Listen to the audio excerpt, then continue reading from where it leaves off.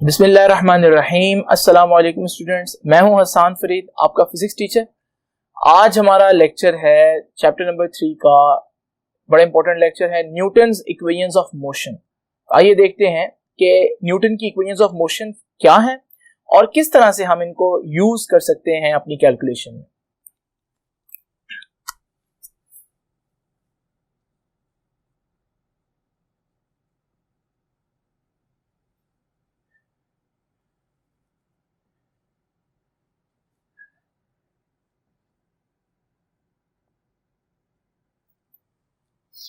ये तीन इक्वेशंस आप लोग ऑलरेडी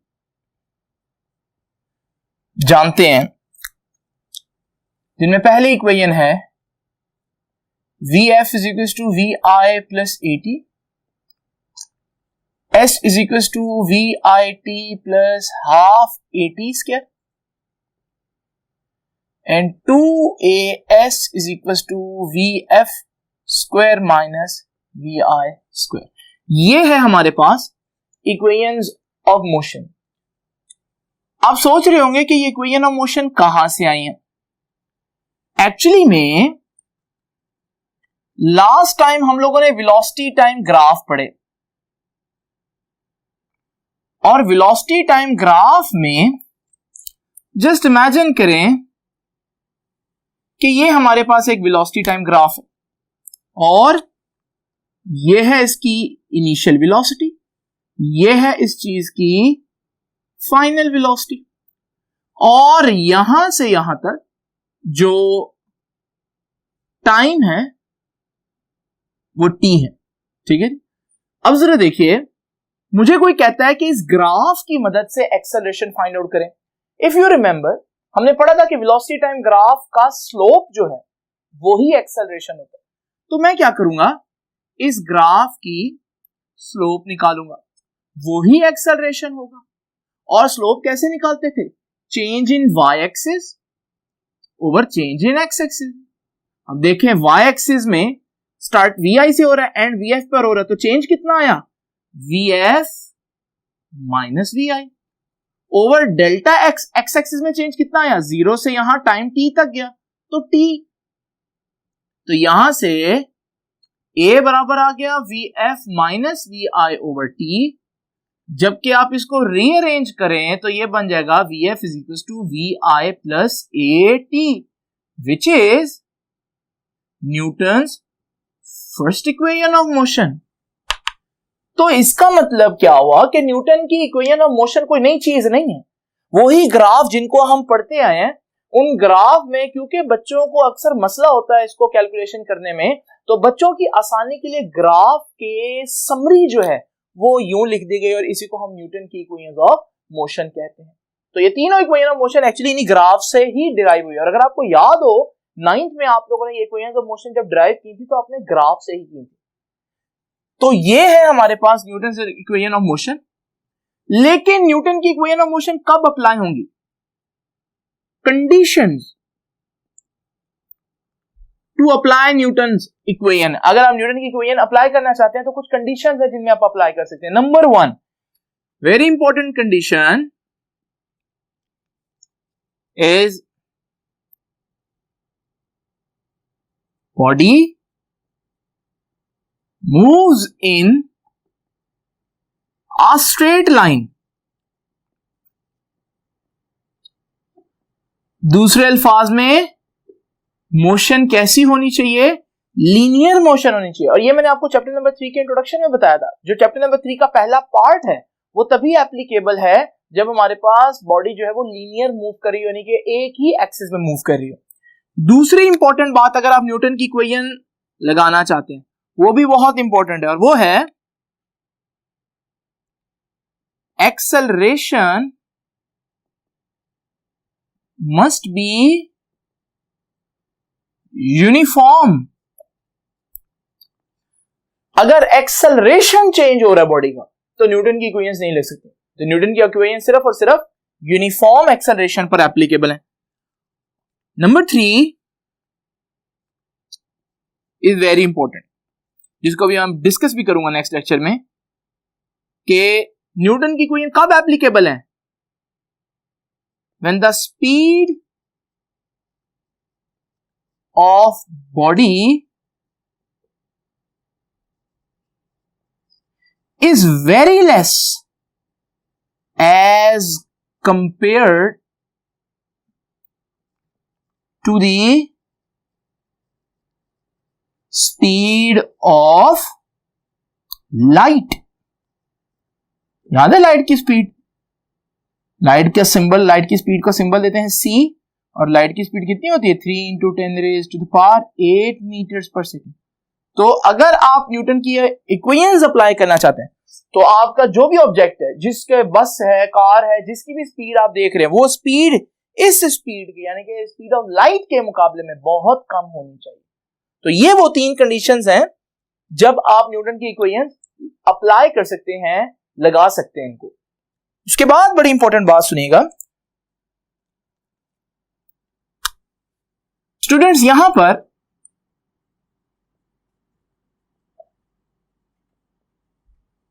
कुछ बातें बड़ी इंपॉर्टेंट है अगर आप इस इक्वेशन को यूज करना चाहते हैं। तो मैं आप लोगों के साथ डिस्कस करने लगा हूं कुछ इंपॉर्टेंट पॉइंट्स। ये पॉइंट्स आप लोगों ने लाजमी याद रखने।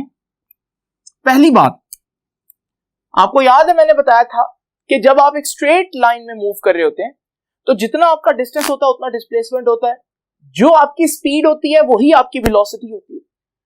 तो जब आप एक स्ट्रेट पाथ में मूव कर रहे होते हैं तो ये स्केलर और वेक्टर की जो इनमें जो कह लें डिफरेंशिएशन है, इनके दरमियान जो हम फर्क करते हैं वो खत्म हो जाता है, और यहां पर तो हम स्ट्रेट लाइन में ही मूव कर रहे हैं।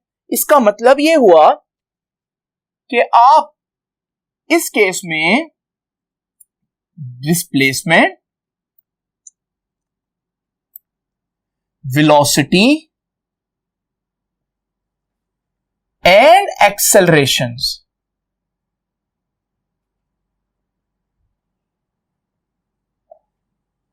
will be considered as scalar। याद रखिएगा, अगर आप न्यूटन की इक्वेशन लगाना चाहते हैं तो डिस्प्लेसमेंट और वेलोसिटी और एक्सेलरेशन इनको आप स्केलर करेंगे, हालांकि ये वेक्टर है। तो यानी कि डिस्प्लेसमेंट को फिर मैं डिस्टेंस भी कहूंगा कहीं ना कहीं, और आपने परेशान नहीं होना। मैं वेलोसिटी को अगर स्पीड कह दूं तो आपने परेशान नहीं होना, ठीक है जी। इसी तरह एक और बड़ी इंपॉर्टेंट बात वो ये कि initial velocity of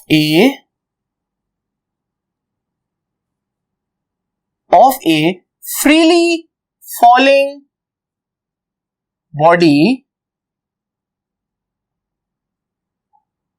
body is 0। Initial velocity of A freely falling body 0। मिसाल के तौर पर मेरे पास ये मार्कर, मैं इस मार्कर को गिराता हूं, जिस लम्हे ये मार्कर मेरे हाथ से निकलेगा उस लम्हे इसके पास वेलोसिटी 0। ये फ्रीली फॉलिंग ऑब्जेक्ट है, और आपने देखा फ्रीली फॉलिंग ऑब्जेक्ट की इनिशियल वेलोसिटी इस पॉइंट पर जब मेरे हाथ से वो लीव करेगा इनिशियल वेलोसिटी 0 होगी।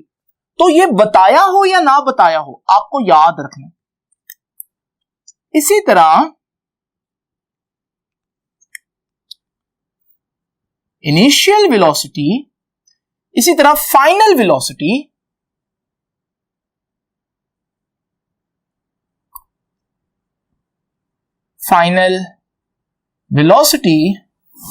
Of a vertically thrown ball is 0। अगर आप किसी ऑब्जेक्ट को ऊपर फेंकते हैं तो जैसे जैसे ऊपर जाएगा उसकी स्पीड कम होती जाएगी, एक वक्त आएगा वो मैक्सिमम हाइट पर पहुंचेगा। जिस वक्त वो मैक्सिमम हाइट पर पहुंचेगा उसकी स्पीड कम होते होते 0 हो जाएगी। तो इस मार्कर को अगर मैं ऊपर फेंकता हूं, मैक्सिमम हाइट पर इसकी स्पीड 0 होगी, तो फाइनल स्पीड इसकी या फाइनल वेलोसिटी इसकी 0 होगी। और वो बताए या ना बताए आप लोगों ने खुद ही जज कर लेना कि ऐसा ही होगा। तो यहां से हम नेक्स्ट पॉइंट भी देखते हैं, और वो ये है कि acceleration of A freely falling object is, कितना होगा एक्सेलरेशन? g के बराबर ग्रेविटेशनल एक्सेलरेशन, और वो कितना होता है जी? 9.8 मीटर्स पर सेकेंड स्क्वायर। याद रखिएगा, अगर कोई चीज ऊपर से नीचे गिर रही है तो इस रेट पर उसकी स्पीड बढ़ेगी। आप इसको 9.8 को 10 समझ लें तकरीबन, यानी कि पहले लम्हे उसकी स्पीड 0 होगी जब वो गिरेगी, उसके बाद स्पीड में इंक्रीज आएगा 10 का, और फिर मजीद इंक्रीज आएगा 10 का तो 20 हो जाएगी, और फिर मजीद इंक्रीज आएगा 10 का तो वो 30 हो जाएगी। इस तरह से स्पीड 10 बढ़ेगी, चाहे लाइट ऑब्जेक्ट हो चाहे हैवी ऑब्जेक्ट हो। और लास्ट पॉइंट जो आप लोगों को याद रखना है वो भी सुन लें, वो है कि अगर हम चीज को ऊपर फेंके तो एक्सेलरेशन क्या होगा? फिर तो डी एक्सेलरेशन होगा क्योंकि स्पीड कम होगी। तो acceleration of a vertically thrown ball is, कितना होगा एक्सेलरेशन जी? माइनस जी होगा उतना ही, लेकिन नेगेटिव में। जितनी स्पीड पहले नीचे आते हुए बढ़ रही थी अब उतनी ही हर सेकंड में कम होगी, तो एक्सेलरेशन होगा माइनस 9.8 मीटर पर सेकंड स्क्वायर, जिसको आप 10 भी कह सकते हैं। ये है वो इंपॉर्टेंट पॉइंट जो आपको इक्वेशन ऑफ मोशन को सॉल्व करने से पहले पता होने चाहिए। लेकिन इनका पता होना क्यों जरूरी है, आइए कुछ एग्जांपल्स देखते हैं ताकि हमें यह कॉन्सेप्ट मजीद क्लियर हो। तो मैं आपके सामने एक क्वेश्चन लिखता हूं, that calculate the distance traveled by an object, बल्कि ऑब्जेक्ट नहीं, by a freely falling object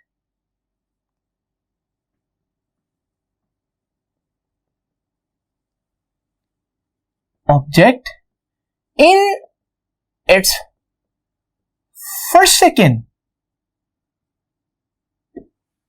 यानी कि अगर मैं एक ऑब्जेक्ट को गिराता हूं, जब वो गिरेगा एक सेकंड में वो कितना डिस्टेंस ट्रेवल करेगा। आप इसको डिस्टेंस कह सकते हैं, आप इसको हाइट भी कह सकते हैं। तो ये हमें फाइंड आउट करना है। देखो हमें क्या दिया हुआ, सिर्फ और सिर्फ उसने टाइम बताया कि टाइम कितना गुजरा है, 1 सेकंड, और कोई चीज उसने नहीं बताई। अब आप जरा देखिए यहां पर, अगर किसी भी इक्वेशन में आप देखो 4 चीजें हैं, 1 2 3 4, किसी भी इक्वेशन में, और अगर आप एक चीज फाइंड आउट करना चाहते हैं तो कम से कम 3 मालूम हो तो चौथी चीज मालूम हो सकती है। मगर यहां जो हमें क्वेश्चन दिया उसमें तो हमें सिर्फ उसने टाइम दिया। अब हम कैसे इक्वेशन लगा सकते हैं? कहता है कि डिस्टेंस कितना है, तो हमें फाइंड आउट तो डिस्टेंस करना है, लेकिन उसके लिए तो हमें कम से कम 3 चीजें पता होनी चाहिए। अगर आप देखिए उसने भले स्टेटमेंट में 3 चीजें नहीं लिखी, मगर उसने आपको तीनों इंफॉर्मेशन प्रोवाइड की है। अगर आपने ये पिछला पॉइंट सुना हो तो ये जो बातें मैंने भी लिखी हैं। अब देखो फ्रीली फॉलिंग ऑब्जेक्ट है, तो मुझे पता है फ्रीली फॉलिंग ऑब्जेक्ट है तो उसकी इनिशियल वेलोसिटी तो 0 होगी, भले उसने नहीं बोला, बट आई शुड नो कि इनिशियल वेलोसिटी जो है वो 0 होगी। और फिर क्योंकि फ्रीली फॉल ऑब्जेक्ट है तो हमें यह भी मालूम है कि ऐसे ऑब्जेक्ट का जो एक्सेलरेशन होता है वो 9.8 मीटर्स पर सेकंड स्क्वायर होता है। अब तीनों इंफॉर्मेशन कंप्लीट हो गया, हम ये देखते हैं कौन सी इक्वेशन में ये चारों चीजें आती हैं। तो अगर आप सेकंड इक्वेशन ऑफ मोशन देखें, वो है s = vit plus half at square. Distance हम लोगों ने फाइंड आउट करना है। देखो इनिशियल वेलोसिटी 0 है तो ये सारी चीज तो 0 हो गई, बाकी रह गया हाफ। एक्सेलरेशन कितना है जी? 9.8, और टाइम कितना है? 1 सेकेंड और 1 का स्केल। अब ये हमारे पास आ जाएगा 4.9 मीटर्स। यानी कि जब भी आप किसी चीज को ड्रॉप करो तो वो कितना डिस्टेंस ट्रैवल करेगी? वो तकरीबन 1 सेकेंड में 5 मीटर, 4.95 मीटर्स ट्रैवल करेगी। 5 मीटर कितना बनता है? मीटर को यूजुअली आप यूज नहीं करते, डेली लाइफ में आप फिट को यूज करते हैं। तो आप देखें 1 मीटर में 3 फीट होते हैं, तो फिर 5 मीटर में 15 फीट। अब आपके घर की जो छत है, वो घर की छत है तकरीबन 10 से 12 फीट होती है, डिफरेंट हाइट्स होती है। तो आप इमेजिन करो कि आप घर के छत पर भी चढ़ जाएं और फिर आप एक ऑब्जेक्ट गिराएं तो ये तकरीबन 15 फीट बन जाएगा, थोड़ा बहुत ऊपर नीचे होगा। आप नोट कीजिएगा कि जब आप उसको गिराएंगे, स्टॉप वॉच से देखिएगा कि क्या वो 1 सेकंड में नीचे पहुंचता है, तो आपका जो टाइम आना चाहिए उसके हिट करने पर वो तकरीबन 1 सेकंड होना चाहिए। आप चेक कर सकते हैं घर बैठे बैठे कि इक्वेशंस ऑफ मोशन सही है या नहीं। ठीक है, अब जरा देखिए, क्यों ना मैं इस क्वेश्चन को थोड़ा सा चेंज करूं। क्वेश्चन इस तरह से कर, calculate distance travelled by a freely falling object in 2 seconds।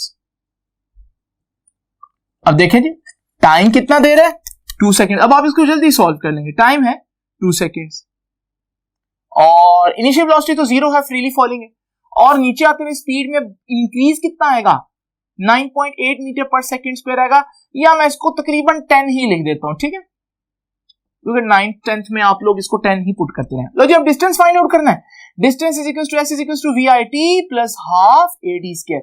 Again initial velocity is 0, initial velocity 0 put करूंगा तो यहां पर आंसर 0 आ जाएगा और सिर्फ रह जाएगा हाफ at स्क्वायर। हाफ और a कितना है एक्सेलरेशन, वो तो 9.8 है, और टाइम कितना है t का स्क्वायर, t है 2 सेकेंड्स। और 9.8 की बजाय आप इसको 10 कर लें। अब आप इसको सॉल्व करेंगे तो आपका आंसर आएगा 20 मीटर्स, यानी कि 1 सेकेंड में जो ऑब्जेक्ट गिरते हुए डिस्टेंस ट्रेवल करेगा वो है 5 मीटर्स, यानी 15 फुट। और 2 सेकेंड तक अगर वो गिरता रहे तो वो कितना डिस्टेंस कवर कर लेगा नीचे आते हुए, और वो है 20 मीटर्स, यानी कि तकरीबन 60 फीट। तो आपने देखा कि डिस्टेंस जो है वो बढ़ता जा रहा है।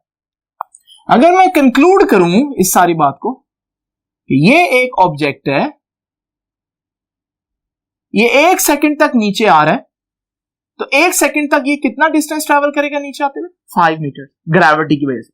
और अगर ये एक और सेकंड तक चलता है, यानी कि टोटल 2 सेकंड तक चलता है, तो फिर ये कितना ट्रैवल करेगा 20 मीटर। इसी तरह अगर आप लोगों को 3 सेकंड्स का डिस्टेंस निकालना तो वो भी आप फाइंड आउट कर सकते हैं। कैसे फाइंड आउट कर सकते हैं, सेम। अब टाइम कितना हो गया 3 सेकेंड, और एक्सेलरेशन आपको पता है नीचे आते हुए 9.8 या तकरीबन 10 कह लें। और इसी तरह जो इनिशियल वेलोसिटी होती है फ्रीली फॉलिंग ऑब्जेक्ट की वो 0 होती है। तो जरा डिस्टेंस फाइंड आउट करते हैं। तो डिस्टेंस का फॉर्मूला फिर से वही, डिस्टेंस का फॉर्मूला हम लोगों ने पढ़ा था, s is equal to vit plus half at square, और ये फिर से 0 हो जाएगा, इनिशियल वेलोसिटी 0 है, और हाफ एक्सेलरेशन कितना है 10, और टाइम कितना है 3 का स्क्वायर कितना होता है 9, और ये हमारे पास आ जाएगा 45 मीटर्स। यानी कि अगर 3 सेकंड तक वो गिरता रहे तो 3 सेकंड तक गिरते हुए वो कितना डिस्टेंस ट्रेवल करेगा, वो ट्रेवल करेगा 45 मीटर्स।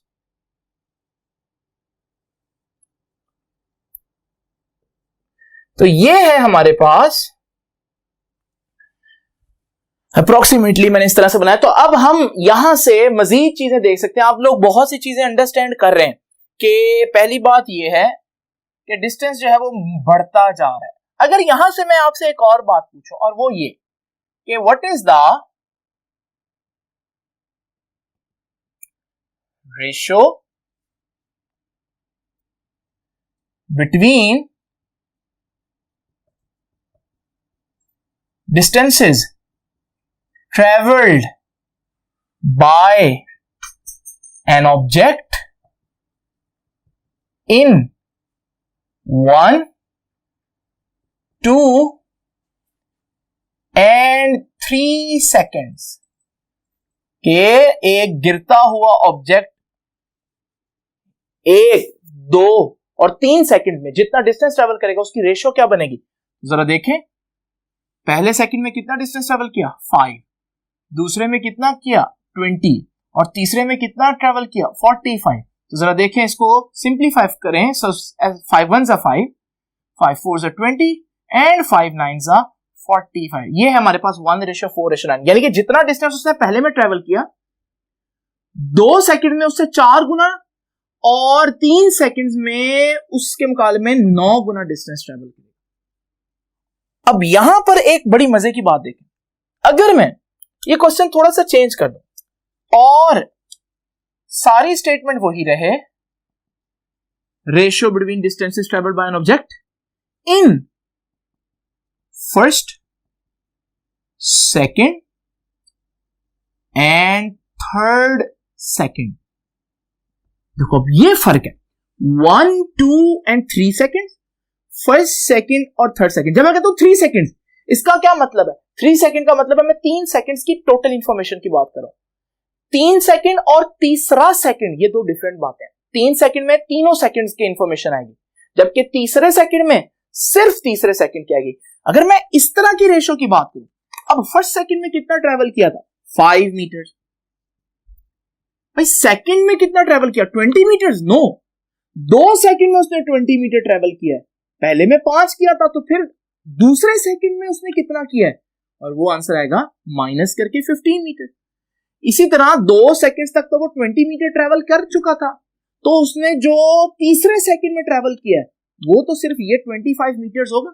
और अब जरा रेशो देखो, तो 5 1s 5, then 5 3s 15 and 5 5s 25। अब देखें ये रेशो, यानी कि पहले सेकंड में जितना ट्रेवल करेगा दूसरे सेकंड में, दोनों सेकंड में नहीं, दूसरे सेकंड में 3 गुना ट्रेवल करेगा, तीसरे सेकंड में 5 गुना ट्रेवल करेगा। और इस तरह से मजीद आप रेशो निकाल सकते हैं। ये है हमारे पास थोड़ा सा ग्रेविटी की सिचुएशन भी आपने समझ ली, और आपने ये भी देख लिया कि किस तरह से इक्वेशंस ऑफ मोशन जो है वो अप्लाई की जा सकते हैं। और आप लोगों को ये भी आइडिया हुआ कि इस इक्वेशन ऑफ मोशन में ये जो टी टाइम है, अगर आप इस टी की जगह 2 पुट करते हैं तो इसका मतलब वो सिर्फ दूसरे सेकंड का डिस्टेंस नहीं बताएगा, बल्कि टी पुट करेंगे तो वो 2 सेकंड्स का डिस्टेंस।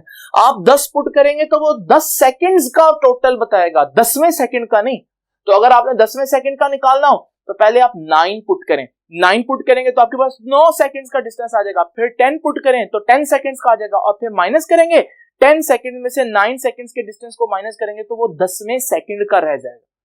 तो ये वो चीज है जो आप लोगों को समझना बहुत जरूरी है। इस तरह से हम इक्वेशन ऑफ मोशन लगा सकते हैं। और एक और बात आप लोगों ने सीखी कि 4 वेरिएबल्स में से 3 वेरिएबल्स होंगे तो आप चौथा फाइंड आउट कर सकते हैं। और अगर आपकी स्टेटमेंट में पूरे के पूरे 3 नहीं है तो सोचिएगा, ध्यान कीजिएगा कि कहीं हमारे पास इन चीजों में से कोई एक ऐसा वेरिएबल जो स्टेटमेंट के अंदर लिखा नहीं हुआ मगर मौजूद तो नहीं। तो ये है हमारा आज का टॉपिक। इक्वेशंस ऑफ मोशन को अच्छी तरह से आप अंडरस्टैंड करें, क्योंकि आपके जितने भी न्यूमेरिकल्स हैं उनमें ये कहीं ना कहीं यूज हो रही होंगी। तब तक के लिए अल्लाह हाफिज। नेक्स्ट टाइम आपसे मिलेंगे नेक्स्ट लेक्चर में।